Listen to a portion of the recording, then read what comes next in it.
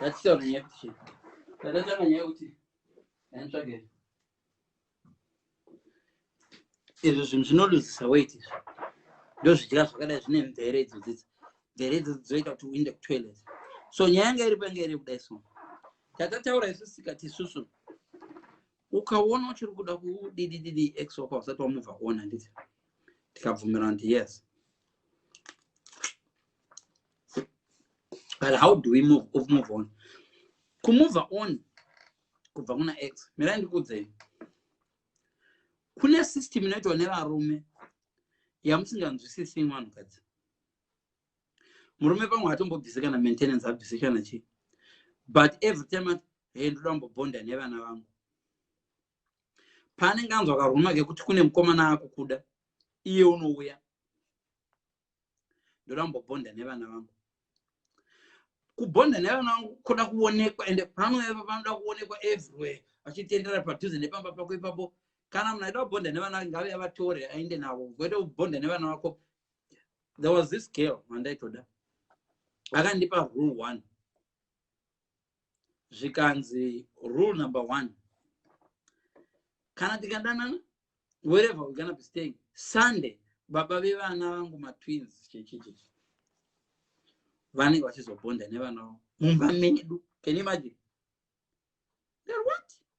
So mumba medu isusu every Sunday ndoziva kuti x yako ichauya ichizobhonda nevana vayo matwins. Indobhonda navo sei? Ndoda kubhonda nematwins acho. Ndivana vangu kanzi no. I want them to bond nemabhero ngati okay, bye bye.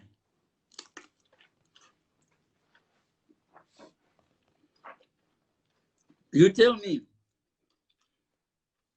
ru ex ba abuser, ru ex ba kurova, goramba kujidzoka kuja uzibonda nevana vako pamberi pamukadzi wangu. Isusu edu vangu mira ndikudze, isusu edu vangu nevanhu atakaita na ex hatikwanisi kugara musemu. Ndikagara na ex wangu musemu rume anenge utondida ndodika. I'm not bragging, but kana uri ex wangu anotokudza any ex wangu kuna ex vana ex wangu anotondiblocker because I know I say nice things. I know what to say. I know unoona ex yangu ahiwe yeah aizve saka ukadana ex wangu nemunyama kanzwa dano zvado zviri kwandiri hakuna zvokubhonda. Ndinga ndibhonda nevana vangu vanobhonda nini kumba kwangu kuda vanobhonda so mwana ex anodzoka mulife mako kuzokutadzisa kumove on nemunyati in the name of kubhonda nevana. Ndanonzwisisa pa vana vake here anotumira mari ndanenge ndida kuona kuti yashanda here anoya nebhasikoro. Ex anoya nebhasikoro pamba pa musi webirthday rako kuri kuda kuzokudira jecha mukomana wako vanga achikuda anga achikona murume wacho aripo, murume wacho maybe angakaenda kuHarare aripo. Iwe ex kumba kwangu chirega kuuya shama takasiyana.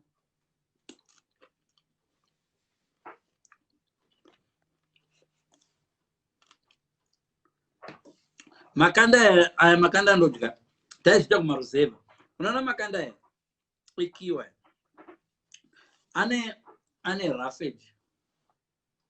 So ndeda dumbu rangu rite flat zvako. Hanzi my ex manganiko iwe at 45 my ex angu, well let me tell you, havasi vese vanhu vakarara nevo vaunoti ex. You may think kuti iwe una ex iye anenge asingakuconsider ex. Kuna umwe munhu ex munhu waakarara naye nyoro kana wakarwa nekondo naye akuverengi pama ex. Kuna umwe munhu ex munhu wakaita naye mwana ndiye anoti ex. Kune vamwe vanhu ex munhu wandakangodana naye.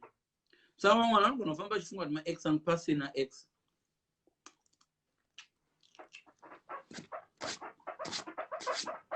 So but vamwana ex ka hanzi true ex anokutadzisa kuita move on akaona kuti waugeza. Kuna mwana ex anozviziva ka. Remember munhu wakadana naye for many years anoziva paanokubata. kuna mwana ex wako wanoziva ndikangomuhaga unoonza akutofemereka. Let's be honest, kana uri murume anyatsotsita mukadzi wake zvakanaka kunyaya dzephysical, ndataura kuti vakadzi varume vanofarira zvinhu zviri physical, vakadzi vanofarira kunzwa. Vanhu vazhinji vana ex vakakupai chirwere nenyaya iyo yokuva entertainer mumarume enyu, akauya akakufemera muhuromo because anoziva zvaikutena on. Baba ndakudzokera tisi kudangana pa ubu wawira pasofa chisiketi chachiriwe iwe vana vari kutiona hand upstairs nezhara yaungaonayo 1 year because vakadzi vanogona kugara so long. Listen guys, indasingazivi kuti murume wanogona kugara. Anoona ndakagara for a long time nekuda it wasn't lockdown really. Unaona divorce ikakuchaya wakarivara so unogona kutogara kana gore charo usina partner. Ndaizviramba kuti vakadzi vanogara, iwe varume vanogara achivhima everyday, achivhima so anogona kugara kana 2 months asina kuiwana. Isipera kunana UK kuno handisora kuti kuiwana kwokuiwana, kana uri murume ane mastandards unti aiva vakadzi anichabati iyi haichazi klasi zvimwe zvavati why should I wear handirari nezvakadai so. Kana usina klasi umboshaiwa kana uchida uswera wadobayiwa nobayiwa. Ava ndikureva varume vaane nemaprinciples okuti no handichangoti chero kwandaenda ndakwira. So varume vanogona kugara asina mborana nomukadzi. Andasingazvibhilieve kana zvinoitika zvero. Vanhu vari single vakawanda, but vanhu kwavo vari single kana kuti kanditi vanhu vaunoklika vanhu vanofita criteria yako vari single vashoma. That's why kana uri married unoona kunze kwakachena kuti varume vakawanda vanondida. Do you know why? Because kana uri married hauna maziso ekutsvaka murume wokuroora, uri ngoona maziso ezviri kuitika. Hausi kutarisa right now kana wakutsvaka murume uchibuda wakutsvaka murume asina kufanana na ex wako. One, for the fear yokuti ex wako akakuwana uchifamba nemurume ane mbiri yekurova mukadzi, iwo uzonzwa kuti murume wakurorwa naye akadombouraya mukadzi nekurova nedanda. So kana wakutsvaka munhu ari kuita macorrections akasiyana nemunhu ari kukopa. Unoona munhu ari kukopa muexam anongori nefaith yekuti kana uyu akapasa neno ndapasa, kana ndafoere kuzongoita macorrection later. But munhu akuita macorrections haudi kuita macorrections uchinomakwa wrong. So you need to make sure kana uchikopa macorrections unomaka macorrections ari correct, because wairohwa naticha kuti macorrections we are wrong futi uri kuradza ticha kuti hapana zvandakadzidza. You get what I'm saying? So kana chinopa kuti vanhu vari single varume vakadivorce nevakadzi vakadivorce tizoramba tiri single for long. Patinobuda marriage taane mastandards kuti okay kubva nhasi ndazodzidza alright kana tiroora mukadzi anofanira kuroora mukadzi asingakupopoteri. One, kana uri intelligent ko uyai ndipopotera nemhaka ye ndandisingamuteereri. Two, so wakutsvaka mukadzi waunokwanisa kuteerera asingazokupopotera. Nokuti izvo ari kupopota pane hwani wenyu anenge asina njere. Ukaona muchipopoterana pane hwani asina njere, pane hwani asina chikoro pakapenya. Saka kana kuti mese hamuna chikoro. So ukaona muchipopotedzana mupani pane umwe munhu asina chikoro kana kuti mese hamuna chikoro. Chogona chichiri chikoro chekuti mogona kunyora but chisiri chikoro chokuziya. You don't argue to win. A lot of people argue to win. Zvazvo kuti andotobvunza maneighbor kuti pandaiti kana nemurume wangu madeko ndiani akawina paya. Ndozvinoita munhu asina chikoro. So ukatarisa vana Trump vachita maarguments paya, they are arguing to win. Kuwina mavhoti nokuwina election. They are not arguing to help. Kana achita live, you can tell kuti munhu ari kuita live for my views kana kuti anoita live kuteach kana kuti ndiri kutodzidza. I'm learning also palive iyo ndichitotaura nditodzidza zvimwe zvinhu wewe ungati hazvipesera ichitaura rega ndingoti anogaina chii. I learn from my life sometimes and ndotoziva but zvazvo ndaitaura zvezve dei ndakazvifunga paipai ndiri marriage from day ndisina divorce chichichi but zvazvo zvingareva kuti uri kuregret. Hapana chinhu chinonakidza sokuve single kana uchiziva zvaunoda kupiwa second chance. Ukanga wafoira exam ukanzi second chance, you should celebrate and take your time. Ukafoira driving test ukanzi okay kwaane second chance, unoda second chance ite a little bit further kuti upractice pawafoira handiti. So hapana chinhu chiri right senge second chance. So second chance iripo but uri kuishandisa sei second chance yacho ndo. Saka iwo ukanga wawira mumadhaka kanzi okay tokupa second chance yekunogeza woti uya ndigezere pamadhaka ipapo waakuratidza kuti uri stupid. Ndo zvezvifanirwa kuitwa nomunhu ari marriage. Ndo zvinhu zvisingaitwi nevanhu vazhinji vari kuda mudivorce. Vanhu vari kuda mudivorce vazhinji havana mufungo uyo wekuti okay ndaya ndiri mumadhaka regai ndibude madhaka. Vanoda kugeza mumadhaka imomo okay chiregai ndingogeza kumeso nemvura yamadhaka andabuda. Havambofunga kuti okay marriage yangu kuita revisit umbogara soita usiku umwe wanofunga kuti pachii chakaita kuti tirambani. Ndataura ndikati the main reason why hanzi empty vessels anoita maungira akawanda handizivi maybe ndini empty vessel racho. The main reason why, the main cause of divorce is marriage. Marriage is the main cause of divorce. Because they vanhu vava vese vasingaurorana vasingadivorce. Deva musina urorana nevanhu ende musingadivorce. So the main cause of divorce is marriage. Then what type of marriage? Marriage dzese redzokuti dzinodivorce. No. Kune a type of marriage inoita kuti mudivorce. Marriage ipi? One yakaita senge marriage yekudira munhu magaro. Marriage yekudira munhu kuimba muchechi. Or marriage yekudira munhu kufadza vabereki. Vabereki vane system vatakakoti ndauza kuti parenting yakaitwa nevakuru vedu iri very very important. Vabereki vaigona kuti mwana ukanhinga aripo uyo mwanangu uko ndoko kutorora vanojara mhunga vanhu ivava. They were controlling us for their own benefit.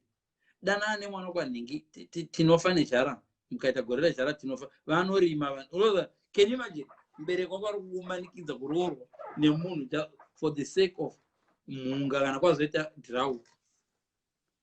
We're talking of a lifetime. Vamwe vaitokutizirisa nechisekuru vacho ione 12 years wotoroodzewa kuna sekuru vane 55 because kumba kwavo kune jara vane ng'ombe unoda kuzopota vachirimikwa. Mubereki kutoita kuti ndanonokerwa mwana wangu ngaakumere mazamu please ndimuroodze mwana wangu ngaamere mazamu. What form of abuse is that? Woroorana wozona chimwana chavanhu chichida kubuda. Kune vanhu vazhinji vari mumarriage right now vasati vambonakidzwa nebonde. Kana muchitaura zvebonde havasi vese unoziva maempty vessels angachirova vanhu vazhinji vanotaura zvebonde papa variziye. Kune vakadzi vane 50 years vanovhunduka vakaona mvura dzabuda. Sorry mwanangu, sorry mwanangu, sorry mwanangu, mvura dzabuda idzi, sorry mwanangu. Ndaweta chiko ambuya. Haisi weti. Mama karoorwa nadindini. Asinombogara amboita. Asinombogara ambodzidza zvebonde kana. Angoda achipedza form 4 kanzi ane form 6. Roorwa nemwana wakwanhinga ane form 6. Haana kana mbofudza mombe.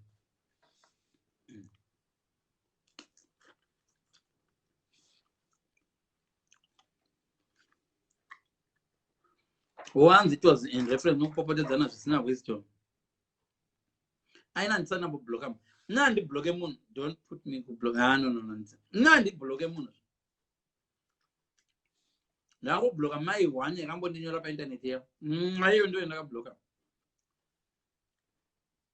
Yeah. But andi block inobuya nema. Ndoke yakudodzidzwa ma live angu baba. Yakuya nema ghost account. maybe kwairi yakutofila sorry zvoti hapana ndakadena munasiriya because ndakaigarisa pasi. But what I'm trying to say is kuti kupopotedzana dzimwe nguva vanhu vanopopotedzana so vari kuside one. Makapo mazhinji anopopotedzana vari kuside one vasingazivi. Mombe nebhuru zvikasangana, aiwa bhuru kana mombe nebhuru zvikasangana, aiwa mombe nebhuru chinhuwani mombe no ndokudza vogopopotedzana kutukana Man U neteam yekumanchester. I'm telling you, team yekumanchester neman U zvikasangana, aiwa iteam one. Garai pasi mumbofunga. Manyanya kujaira kungopikisana zvokuti munopikisana muri ku one side. Tikazotora 1-1 tikati mira muri kuti kudiko ndiri kuti Man U ko imwe team yekumanchester ndiri Man U. Samapopotedzana 2 hours dzese muri ku one side. Hai basa rake hanzi mototanga futi rimwe popoto. So dzimwe dzenguva vanhu vanopopotedzana vakavhara nzeve havatombozivi zvavari kupopotedzana zviri kuside rimwe chete.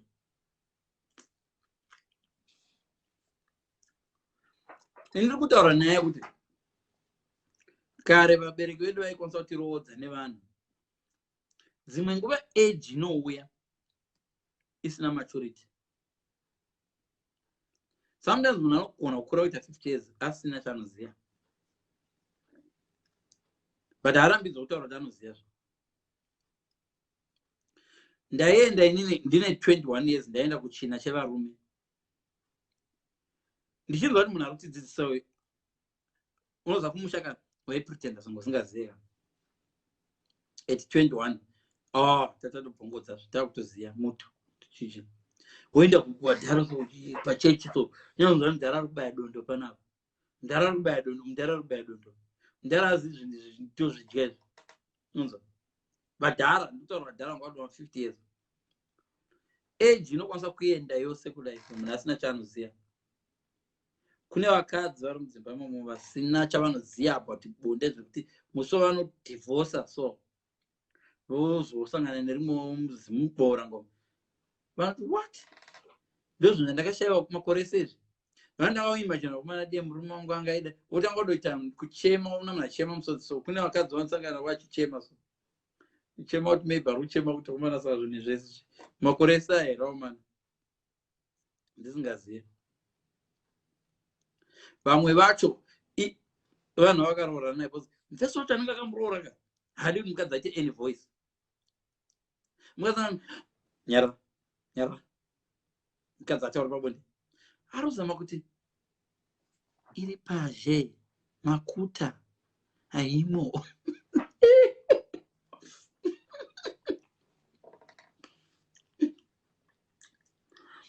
Hamusati mambona kuti pataikura baba vabereka ikamnyererei. Dzimwe nguva wanyazona pane chinhu chaenda mufudhi yadhedhi. Oda ndakati kudii wonyarara. Udaudza dhedhi I think imbwa yananzwa chikafu chenyu dhedhi. Ndakati kudii idai munyerere. Vabereki vaikonsentera mukudya unyerere. Nyangwe ukasimudza ruoko so ndakati kudii idai munyerere. Uzama kuti baba ndada kuudza kuti pane pakosora sister yangu yati chinhu chikabuda muromo chikawira mundiro yenyu so ukusiya zvichidya.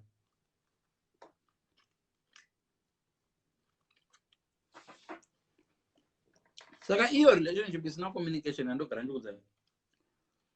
Marriage dzese dzakabreka handisi kuti 99% emamarriage ese akabreka because of lack of communication. Kuna umwe munhu aripo panapa mukadzi ari kuti murume wake hamuteereri, but this is how she communicates nemurume wacho.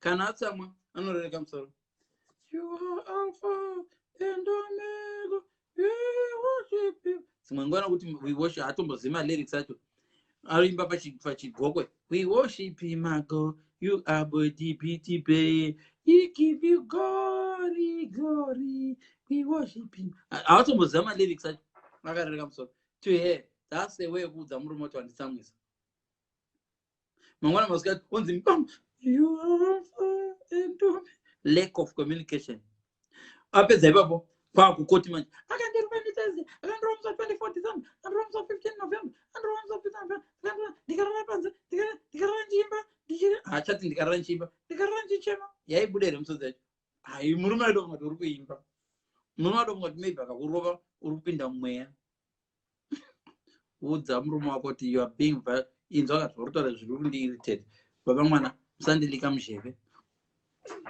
ibada zirume rechikudla nje zirume rokumanikidza kudla zvausingadi uchinorutsa paunorutsa mutoilet me rofamba richingati yakakura ukadzwangari izvo riri kurutsa netsvina iri kubuda makanda muyamuyara nausekamsaizwa ganda rine tsvina weti murume arikudla weti mukadzi arikudla weti chinenge ndakamudlisa akarutsa ndakamudlisa varume vacho bva vanenge vachitaura unomapesi muzomugeza ndakarara naye akabuda ropa harisi ropa wakarara naye ari kumwedzi ndewakamubvunza paiti no pa haizima kudza no nyara ndakabvisira fomu no baba ndakaruka ndaenda vamwe vacho vairarwa vachiita miscarriage aita miscarriage ropa richibuda murume handidi mukadzi anotaura murima imo zvese zvingoti pamurima mubhedha wazara ropa ndakabaya akakuvara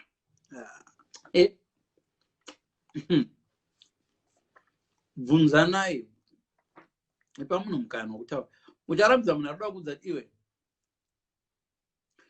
muchikafu mako madhotegwa nenjiva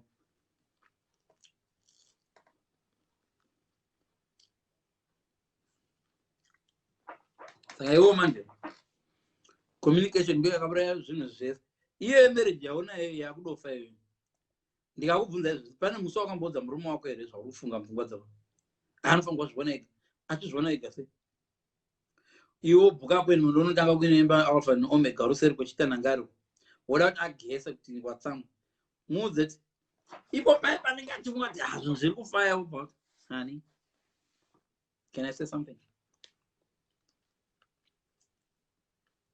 inga vana mai vedu vaigona communication wano vana mai vedu taizviti vana leon but ukanzwa vakakuti pasi mai vakakuti vakudana nefull name perseverance nyangwe wangu uchida kupfeka shangu uchida kusunga matenda futi ukaona radamwa rakazara zita unoita speed uchidzoka kuna mama unoziva kuti ipa ndi sometimes communication namama inga iri deadly vana mai vedu yese vaiti vakadai so ziso so pane vaenzi tokeseresadzera apa rutegwe kuchibuda so ndine zhara tabva kumba tisina kudla but kumba kwacho vana mai vangu vasati kunoroyewa ka iye hama dzacho but tisati zvizika kunoroya vane system yekuroya mai vobva kuti tagota paunoda kuti uona mama chidamo mama vangu damo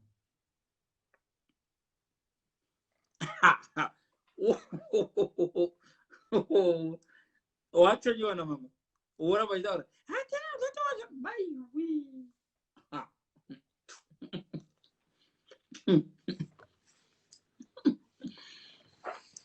inonzi communication iwe wakakura uchikomunicata namai vako uchichonyana but hauna kana kodi hauna yekuchonya murume wako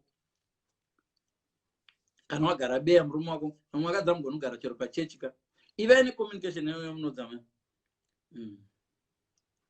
uri murume kana anichonya sarura ti hande kumba cho yahande kwakuti ndaudana mai vako iwe varume vese vari pavona idzi dzakadlisiwa idzi hona dzakadlisiwa dzadiuya kuzodamwa nemukadzi wadzo ive ine makodi zvimwe zvinhu zvinopa kuti muzorambiwa izvozvi murume anenge akusekwa kubva wachinzi wakadlisiwa nekuda kwelack of communication tsvaka imwe kodi yaunoita nemurume wako kana kumutextira so vamwe mwana tahande kumba abve pavanhu zvine dignity guys mangwana kubasa tomboenda zvakwapinda text iruti baba nhasi time yebonde yakutokwana tiri kuno kunhamo handei zvino vana chihera mukada vana chihera lack of communication ana chihera ana chihera ndambowanzira ana chihera vakamira apa vanozvidza vanotonga yes vanotonga ino ana chihera but pamwe pacho munotadza communication munosati pazondichera communicator wazvine bvisa uyera wakombomuchonya so murume aziti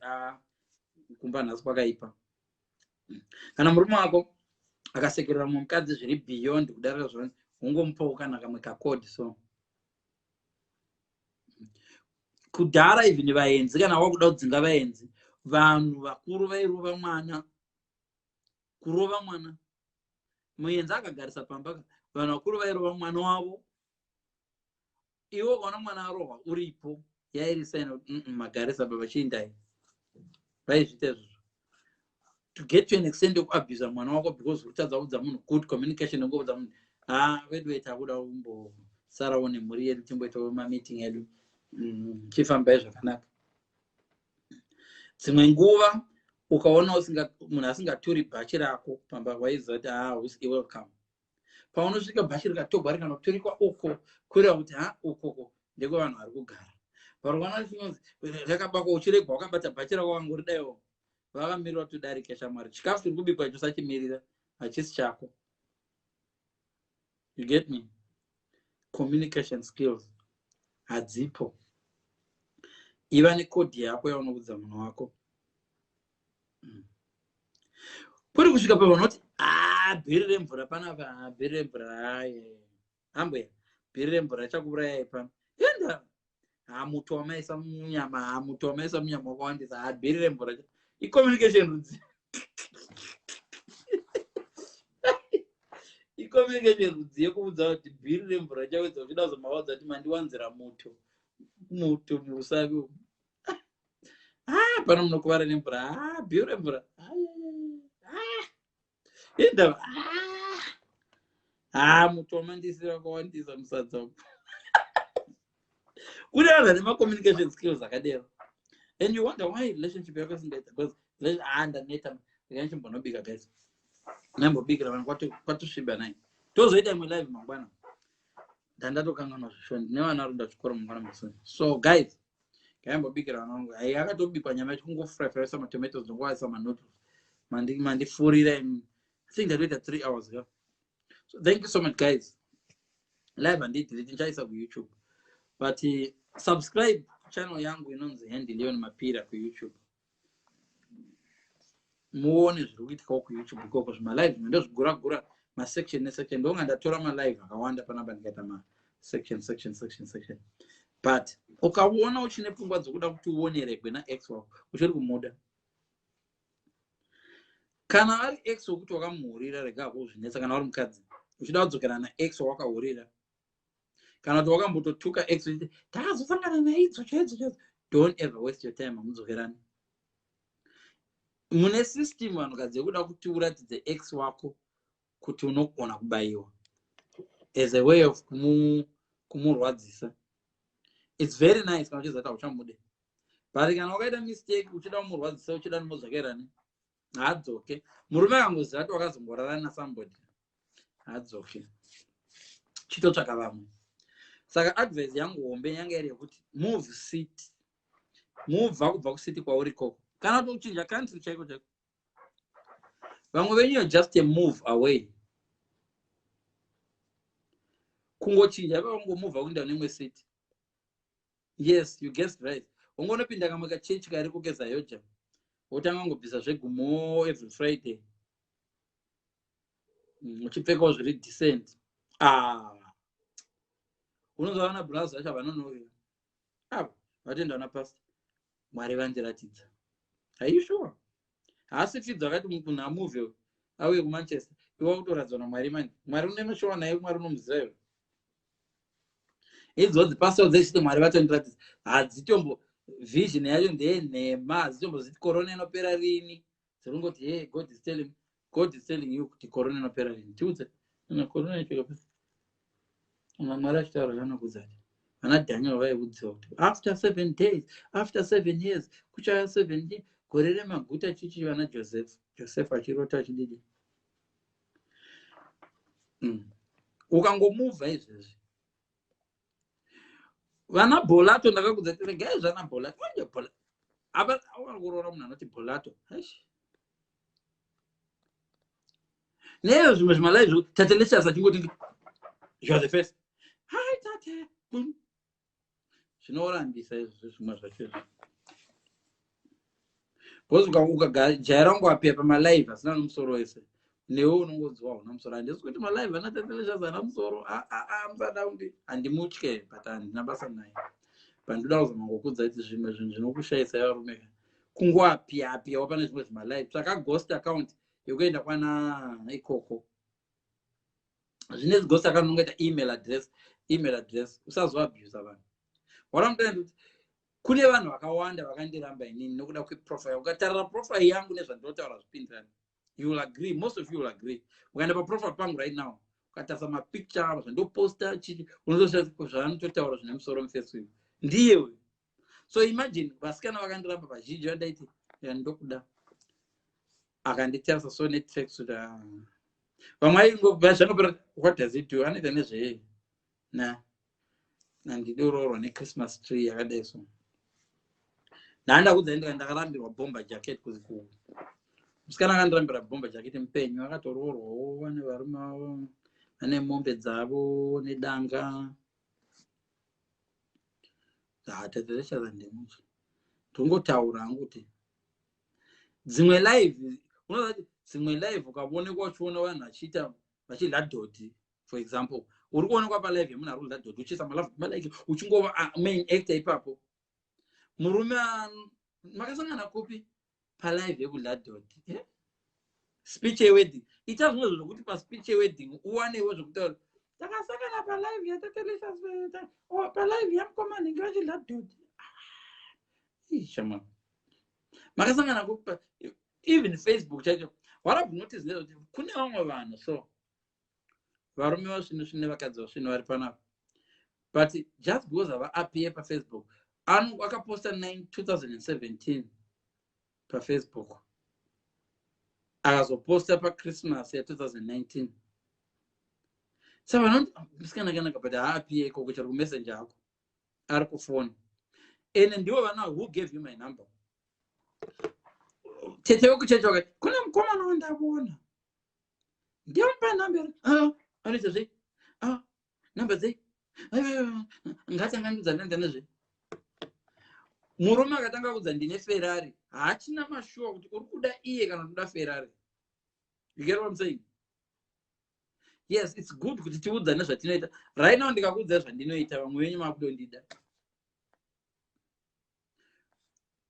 So kuti uzozati ndiri kudigwa kuti ndini kana ndiri kudiwa ndakanaka kana ndiri kudirwa ndini ndakaita like ndini nechi hauchaziye confidence mulove yenyu pamarriage haana confidence. Ukanzi varume vana vakadzi vanovada haana sure pabhawa asumuke kanzi vane vakadzi vasingatongweni vakadzi simukai haana sure kuti can I confidently say this woman loves me.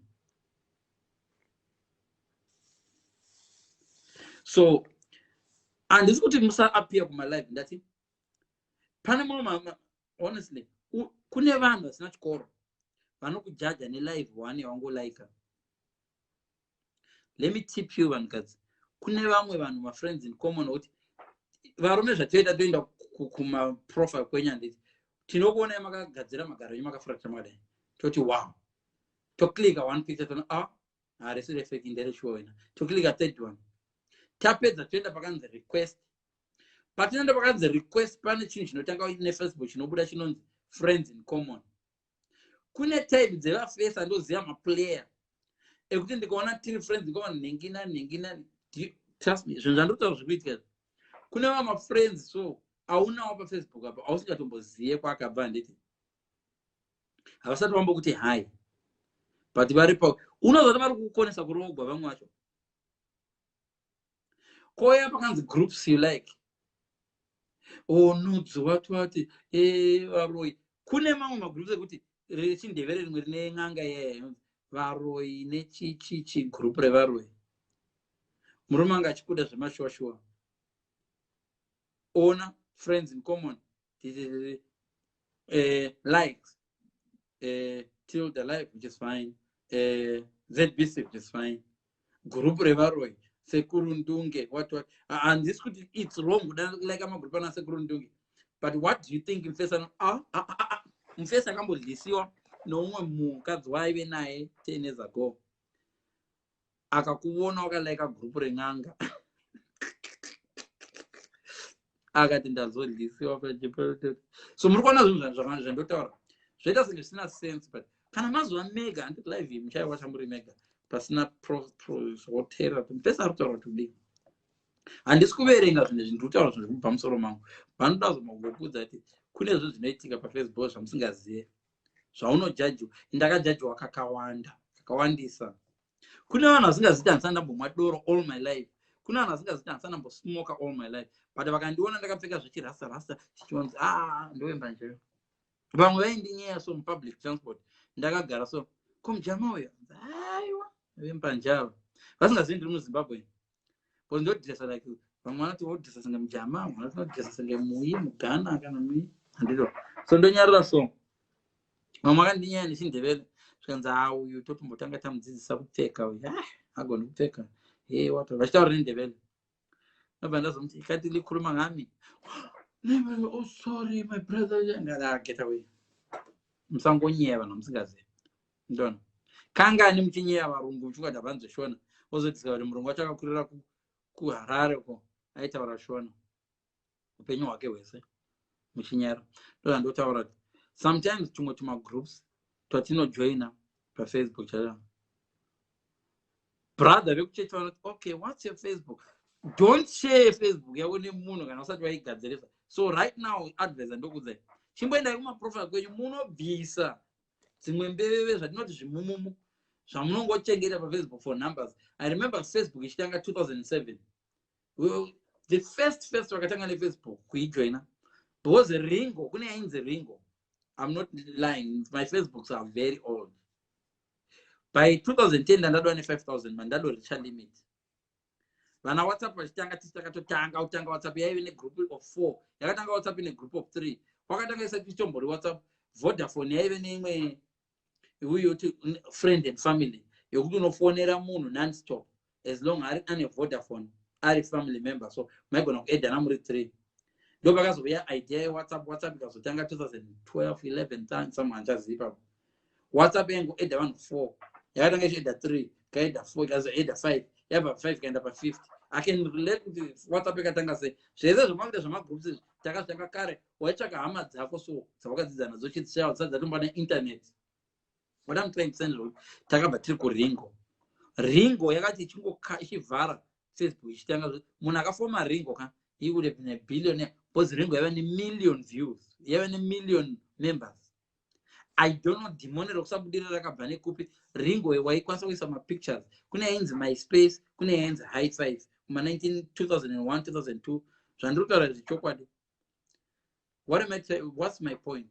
Point yangu ndeyekuti unojajiwa sometimes and unovhizita Facebook yako so wotarisa zvisina basa zvimwe zvawailaika, wotarisa zvinhu zvisina basa rezvaunongolaika usina kumbofunga.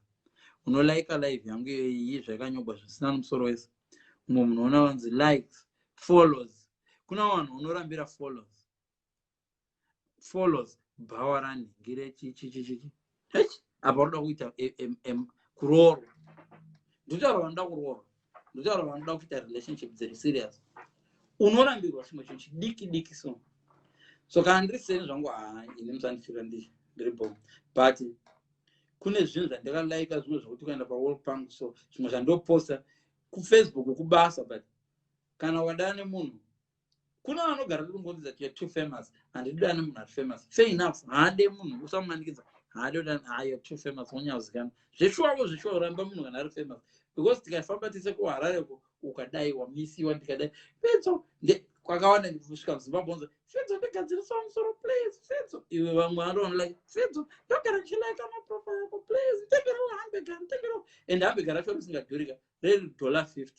Saka zomutenda ndoluzei ndikamutengera okay get 100 nditengerawo hamburger naFetso ndotorwa picture naFetso chichichi watorwa picture yadoseculated ndingafidza rudana naningi. Vamwe unosangana nawo pahotel. I remember ndakasangana namaititi pahotel Black Cafe.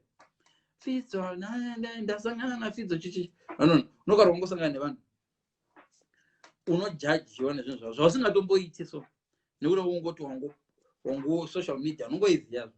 because pane mbombera kune vakadzi nevasina. So zvimwe zvinhu zvidiki diki zvakaita sana vanhu vauno hang around, chechi dzimwe dzaunolaika, vamwe vana papa, vanzi papa nhingi vanorora nevana vesangano, iwe unenge wakalaika papa nhingi apa chechi yacho hautomboipinde uye magaro paso pekumalawiya hayo vakadzona dzimwe nguva you like ZANU-PF. Ndakakuudza ita nokubwa nemaminista vangani vanhu ipapa pakati uri weZANU-PF haurorwe, but handisi kuti rambai kuti muri veZANU-PF. Ndozama kupa example yekuti judgment yevanhu haina chikoro. Sometimes vangani vanhu vari kubudirira muHarare imomo wokuti vanhu ma-female business people vari muHarare imomo,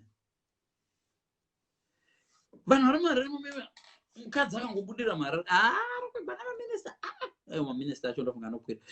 Ukangoita mota yakanaka muHarare uri mukadzi, hama dzemaminista vanokugwa nemabusinessmen, hausarambozvona muHarare muya Zimbabwe. Teacher akangoita magaro maombe headmaster vari kuzvidyira paya. Munhu akangopromotewa, okay, tisati tamboenda kuri, munhu wese akapromotwa kuZimbabwe raina mukadzi, trust me, kana angave wemunhu. Tisina kumboenda kure, vamwe vanotengerwa mota naTwaba muchacha, munodoti vanokwira, vamwe Twaba maruru. People vanokujaja nezvinhu zvavangoitirwa. So zvimwe zvinhu zvoda kughost account, haidhure zvimwe zvinhu. Ndikutaura vanhu vari kuda kuchinja lifestyle yako.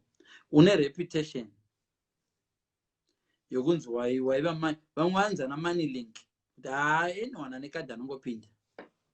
Mamwe manickname, pota uchiresearcha manickname ako unzwe kuti vanhu vanokuti kudii. Ukaona uchinzi uri muvha, tsvaka rimwe basa somewhere.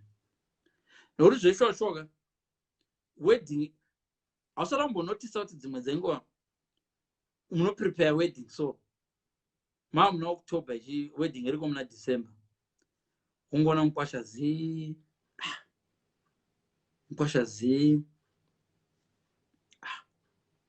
iye chop yekuintroduce mafriends enyu kuhama. Dzimwe hama ndo dziri kukurambisai. Ukaona waintroduce munhu kuhama, marriage ikasaitika, next time don't introduce them. Ngavangoona nhumbu yatodai so mangogara mesa, because vamwe vanhu vanodira jecha zviri smart. Kwakambokuudzai pakambokwirwa kumye tiri vana vadiki musikanzwa, akambokwirwa nedhongi, tichitotangona dhongi nawe dhongi kudhongi zvinokwira mwana mukwasha ari serious dhongi racho here rari nemusikanzwa resi dhongi rari nemusikanzwa uri kudirigwa jecha iwo ona mupeza kuramba kuroora kana kuti mai vake hapana mwana akambodisapia, mwana akadisapia, vanoroya vanhu kumushaka kwebara. Handisi kuti ndiwo vaero wambozvitaurire kana vasiri vanoroya, uruda kudira jecha iwe kudai wada mupeza adzoki kuva tete vangu ndoti ndingangovaintrodusa handiroorwe sei. Munozviziva zvinhu zvandakukuudzai zvimwanangu, handida kuti zoti handakukuudza, but ivai nedzidzai kukuroorera. Tangai maresearcha musati uri wandivatetewo, tangai maresearcha kwamuri kuroora musati. Ivo vane mwana ari yanga than ari kuda kuroora, varozama vari kufunga kuti vakadira jecha pauri uye achabva okay saka ndakuroora, zvinoitira zviite ijealous kukwatiwa zvimwe zvinhu. Uri mwananzi, ndinokufarira zvikuru mukwasha wangu, unondifarira zvikuru mandizivira kupambuya. Ijealous kuti muri kufunga kuti uyo akuzoenda Britain, uyo akuzoenda Britain. Zvimwe zvinhu musati maroora, tangai maresearcha dzimba dzacho. Kune dzimba dzine ngozi, anopedza munoona kuti kune dzimba dzine ngozi, atopedza kana jecha radigwa iroro muraisi even dust charo is not good.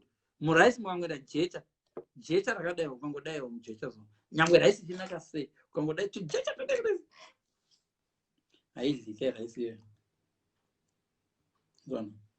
Anything chinoda kutsengwa ukangoisa jecha vatopedza. So iwo ndo uchasara kuedha 1+1 saka kana kwanzi kune ngozi sakura ndikaita vana naye vachafa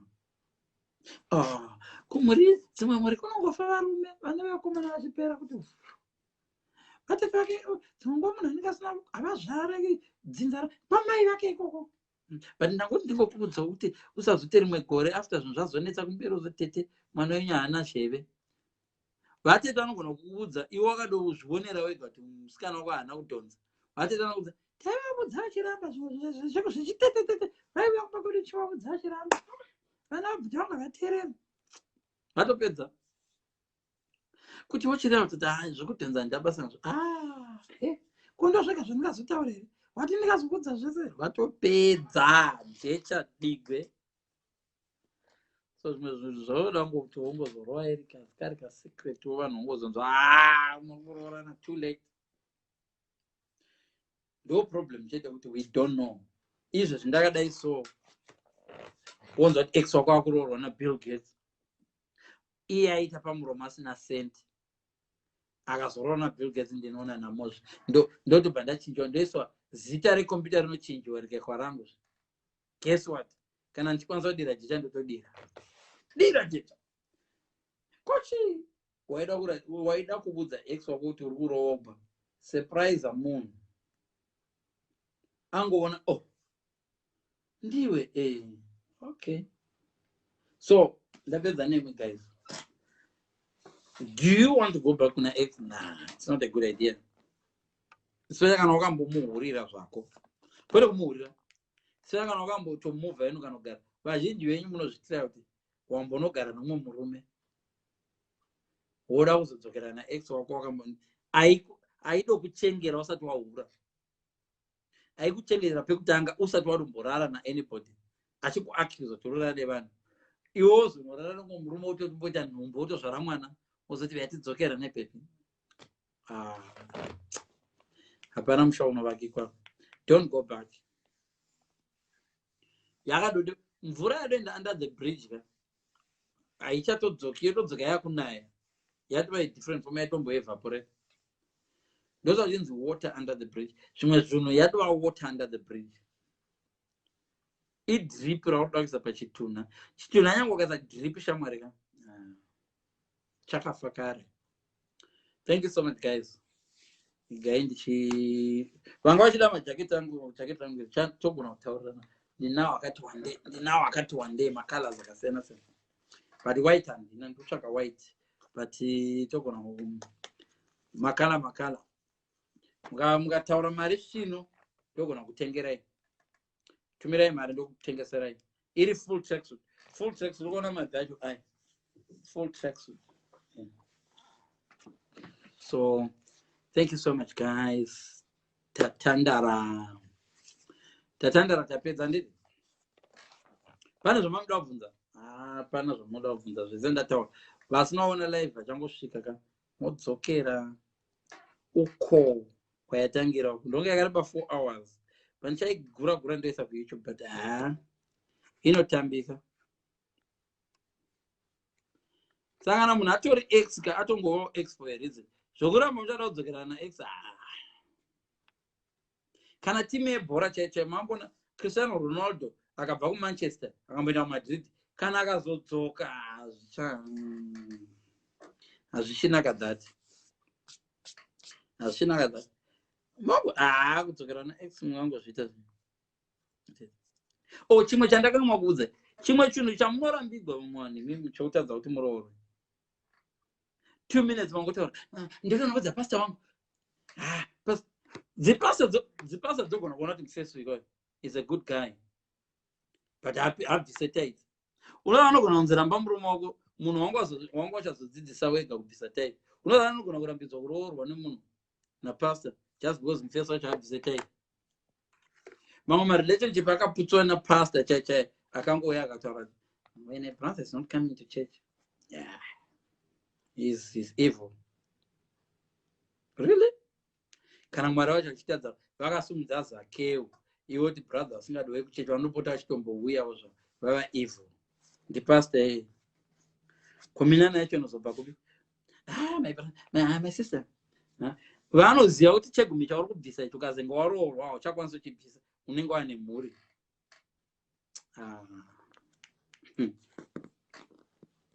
Alright, ivo kana uchifungwa chechi ine mwari kusei uchihura vasingambozvioni? Wahura kangani? Unoenda kwese kana Zimbabwe uchinonyoro uchipesera kutogwara, but hapana kana pasi akamboya zvaitwa kuZimbabwe zvazokuti ambuya mazuva ano kwane nemarumors saka zvanoita vanogona kuenda muWhatsApp group vonzi vakaruma kuti ivo vakararana nhingi vokuprofita nema. Ndiri kuratidziwa murume achirara newe munhu wese ari sexual active obviously anenge ane murumezvo. Ini zvandaiita manje munhu akandiprofita ndasingapikisi onyeba chiprofita chake pachinonopera manje ndotanga kumuudza you know what, did God tell you that? And waenda bvunzai vafundisi vese vakambonditi ndaimborega kuprofita, I see a house, I see this, I see that, I see your brother going through this. Dzimwe ndiri kubvumirana nadzo ndo psychology dzotaura dzazosvika kumberi. I see a lady in your life. Are you sure you saw a lady? God showed you a lady.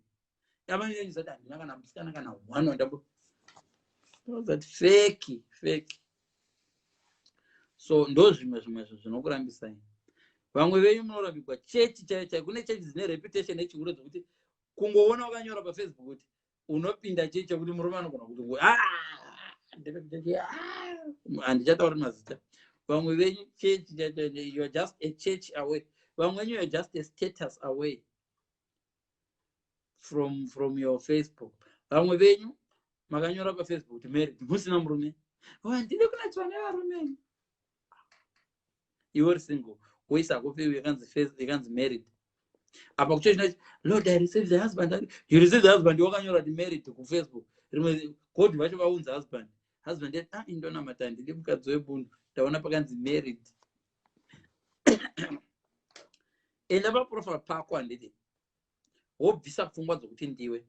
Womboiklika uchiisearcha as a stranger. Enda pa Google zita rako inda wonoklika pa zita rako so as a stranger. Like munhu apfimbiwa haruda kuziva nezvako. You will learn a lot. Kunozova ndokunezi. Iyo Facebook ine option yekuti watch your profile like a visitor. Uenda pa profile pako uchinda as a visitor una kunozvoonekwa navanezvi. Ndozvoonekwa navanezvi. But if you remember very well, ndaenda inini kuma holidays anditi na ex wangu nemhuri takadero anditi ndotorwa mapicture ndakapfeka zvokuswima na ex wangu anditi ex wangu ndinaye ndotorwa picture ari andonditora nditi ndoaposta paFacebook. Umwe munhu obva paFacebook unoita makoti mumbona zviri kupostwa na ex uri mbona zvipostwa nomurume wako paFacebook. Iye ex haana Facebook zvese haana. Yes, kutomudo but mapictures acho ndiwakamatora tiwaimatora munhu so wodosvika pamarriage kutoita crack nezvinhu zvaunozati wakatora iwo zvavangokwanisa kungogara pasi wofasta 40 days mumarriage uchitadza ngoudza munhu kuti bvisawo zvemapicture. Why are you fasting? I'm fasting for my marriage. 40 days you're fasting for your marriage kuti idini? There's things I want God to sort in my marriage. Zvinhu zvanokwanisa ngoudza munhu nemuromo kuti inzvaka pane mapicture andanzwa kuti uri kuposta Facebook uri mapostera ndibvisa. Pane picture kuti rebvisa. Pawafasta paipa ungade wadodla sadza tatoenda kumiro tatorara toita bonde yaizviya zvatonakidza kutodaro wakafasta 48 days dziya hapana chabuda. In the end divorce unongoita futi. After all divorce who knows pamwe mberi kwacho hakuna zviriko. What I'm trying to say ndezvokuti influence nevanhu iyo zvauno influence navanhu enda paprofile pako iwe womboklika wega. Ina hapana chandoposta chandisingaposte whether ndiri married or ndandisi. Hapana zvese zvandinoposta ini ndoposta ndatofunga hapana mistake kana ukandoona ndiri ndodhipa picture yangu handaita mistake ndaita nokune bozi mapicture yande ndakatora ndichifamba harimona mapicture ndo zvandendakaita kubeach izvozvo. Asi kana wazondiona ndichifamba muna Princess Street kana ukandiona ndichifamba muLondon mustreet yemuLondon ndakashama then wofanga kuti but kana ukaona ndichiposta picture pawall pangu profile pangu hapana picture dzimwe dzacho ndototorwa nevana vangu idzo dzadzamona vanangu ndenda nevanangu holiday ndotorwa chimwe chinonetsa vanhu mozachi takanyanya chiruzeva too much vana Hulk Hogan vanotamba wrestling vakapfeka manduwe handiti kana vamunangagwa akapfeka nduwe dzana Hulk Hogan handi Hulk Hogan muhombe kuna vamunangagwa lese vamunangagwa vakapfeka nduwe idzo dzana Hulk Hogan wrestling mazimba wakakashama wafamba nepenti ipenti vana Beyonce vanopfeka bikini ipa muzimba apfeke oni mari vana horeria poke langa kashama vakomana asi muna Nicki Minaj mavideo dzana Nicki Minaj dzanotarisa muri kuvukera muzimba wekugokwe madam vapikwe iwowe ndinoma handiti zvana madam handina madam vandiri kurora manje ndorora manje covid chingopera mtana ndane rimwe zigadzire rimwe kune fidzo kamwana kugadzire ana achingotenda achingoya necoffee you want coffee ndiri palive pa ndakangozembera coffee please fidzo ana kugadzire samtana ndomboti uya pano pamanenga nemimba saka nanga hi baby what is it that it's obvious handipana pandombogara ndakadai so ndikangashangazve iye ndomuna chete ndisatombotya haiko kumukadzi amo pane list rakadai so but ndakatungotosarudza kuti ndoda uyu ndakanaka ka ndiri handsome ndogeza zvame ndageza rungani so saka musandityira but tadzidza here guys next topic mondipo imwe topic kana muchida tozodiscussa imwe topic zvese zvinobva musoro mangu hapana zvandovereka zvese zvinobva musoro mangu ndori kuzama kubetsera vanhu kuti ngatidzidze saka tadzidza in summary tadzidza kuti dzimwe dzenguva machannel atinotevera your search history chaichai ukaenda payoutube pako ukaklika search history uona mapono machichi mukadzi wako girlfriend dzimwe dzakadzidza dzinoya pacomputer can I use the computer please dzoenda pacomputer dzinoona search history baba vemapono maiwe madating site hezvo hava baba vaiplayer zvimwe zvinhu zvaive zvax mumba mako kana aenda munhu asingachadzoki endesa zvinhu zvake kucharity shop kana kutumira Zimbabwe unoziva kuti girlfriend inokuvhistira so igoona shangu yemukadzi pasi pembedha shangu yax wako yakasiya unoziva kuti listen let me tell you again unoziva kuti vanhu vanogona dera jecha especially varume oza murume unodza mutanzi unoratidza mukadzi kuti haumude mukadzi ukamuratidza kuti haumude ari dangerous yani mbokutipai vakadzi varume vanoda kushandisa yavo especially varume asingarespecti vakadzi vari yani mbokutipai ukaona wadana nemurume asingarespecti mukadzi wake achirara newe pasame bed ranovata nomukadzi wake makaniteerera tengai makondo wosvipira mukondo padzedzine dzinogeza kusvipira mukondo amwe acho osiya nechekumakumbo uku kondomu rakasvipigwa mukati svipira kondomu kumakumbo uku kwemubhedha uku okuti unogona kugara 3 days 4 days 5 days munhu achiwaridza mubhedha asingamboriwo kuti riripo wasvipira usasiya kana ukaona kuti unohlakuroyewo isa mvura oziva mana mai vanotora voendesa kun'anga uda kuti chimbopepuka chimurume ichocho unohurirei mumba nemukadzi manogara mukadzi wako siya anzi mazina aita sei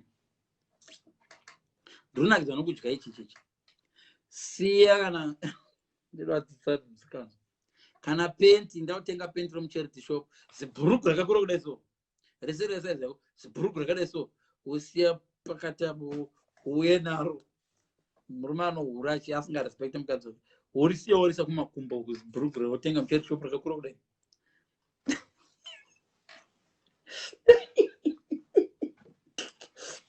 Mai mwana pano achiita rega ndiwarire kudai zibhurugure roti